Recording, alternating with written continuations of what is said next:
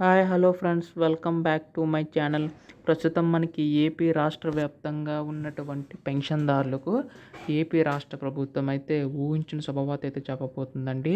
అలాగే ప్రస్తుతం ఈ యొక్క పెన్షన్ సంబంధించి గాను ఎవరైతే ఇప్పుడు తీసుకుంటున్నారో వారికి సంబంధించి గాను, అలాగే మనకి స్పౌస్ పెన్షన్ సంబంధించి అంటే భర్త చనిపోయిన తర్వాత భార్యకి అయితే వస్తుంది కదా, ఆ యొక్క పెన్షన్ సంబంధించి గాను, అలాగే మనకి కొత్తగా మనకి అప్లై చేసుకున్న 50 ఏళ్ళ పెన్షన్ సంబంధించి అప్డేట్ ఏముంది, ఇలా ప్రతిదీ కూడా మీకు ఈ వీడియోలో పూర్తి సమాచారం అయితే అందిస్తాను. ముఖ్యంగా పెన్షన్దారులందరూ కూడా ఈ వీడియోని అయితే ఎక్కడ కూడా ఆపకుండా చివరి వరకు అయితే చూడండి. అప్పుడే మీకు పూర్తి స్థాయి సమాచారం అయితే తెలుస్తుంది. అంతకంటే ముందు కొత్తగా ఎవరైనా మన ఛానల్ చూసినట్లయితే దయచేసి వెంటనే కింద కనబడుతున్న సబ్స్క్రైబ్ అని క్లిక్ చేసి సబ్స్క్రైబ్ అయితే చేసుకోండి. దీని ద్వారా నేను పెట్టే ప్రతి చిన్న లేటెస్ట్ అప్డేట్ కూడా మీరు ఎప్పటికప్పుడు మిస్ కాకుండా తెలుసుకోగలుగుతారు. అలాగే వీడియోకి అయితే లైక్ చేయండి మిత్రులారా.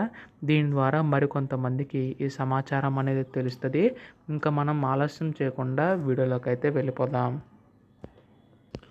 సో ప్రస్తుతం ఇక్కడ చూసుకున్నట్లయితే ఏపీ రాష్ట్ర వ్యాప్తంగా ఉన్నటువంటి పెన్షన్దారులకు ఏపీ రాష్ట్ర ప్రభుత్వం అయితే అప్డేట్ అయితే ఇవ్వబోతుందండి.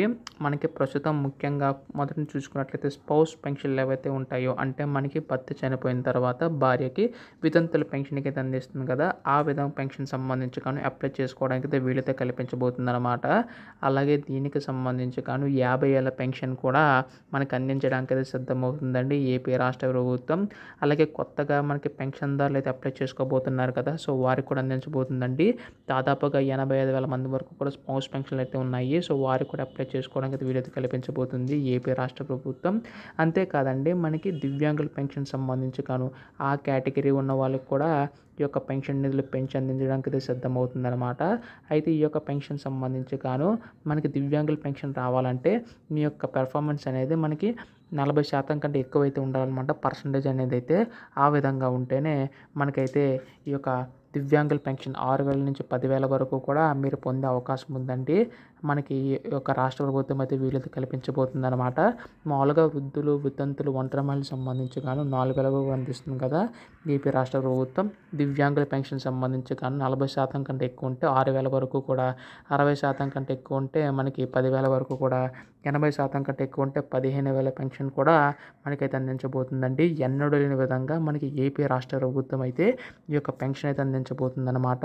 సో ప్రస్తుతం వీటికి సంబంధించి కానీ చూసుకున్నట్లయితే ఏపీ రాష్ట్ర ప్రభుత్వం ఈ యొక్క నిధులన్నీ కూడా పెంచి అందించడానికి సిద్ధమవుతుందండి. అంతేకాదండి, మనకి గతంలో చేసిన సర్వేల మాదిరిగా అంటే మనకి అనర్హులు అందరినీ కూడా గుర్తించి ఈ యొక్క దివ్యాంగుల పెన్షన్ సంబంధించి కానీ బోగస్ పెన్షన్ ఉన్నాయని చెప్పేసి ఏపీ రాష్ట్ర ప్రభుత్వం అయితే గుర్తించడం అయితే జరిగిందనమాట. సో ప్రస్తుతం వారిని అందరినీ కూడా తొలగించడం అయితే జరుగుతుందండి. సో వారిని తొలగించి వారి యొక్క స్థానంలో అర్హత ఉన్న వాళ్ళు మాత్రం ఇచ్చే అవకాశం ఉందన్నమాట.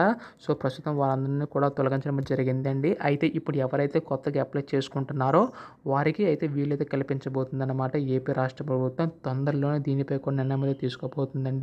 ఇటువంటి తాజా అప్డేట్స్ అన్నీ కూడా మీరు ఎప్పటికప్పుడు మిస్ కాకుండా తెలుసుకోవాలనుకుంటే వెంటనే కింద కనబడుతున్న సబ్స్క్రైబ్ అని క్లిక్ చేసి సబ్స్క్రైబ్ అయితే చేసుకోండి. ధన్యవాదములు. జై హింద్.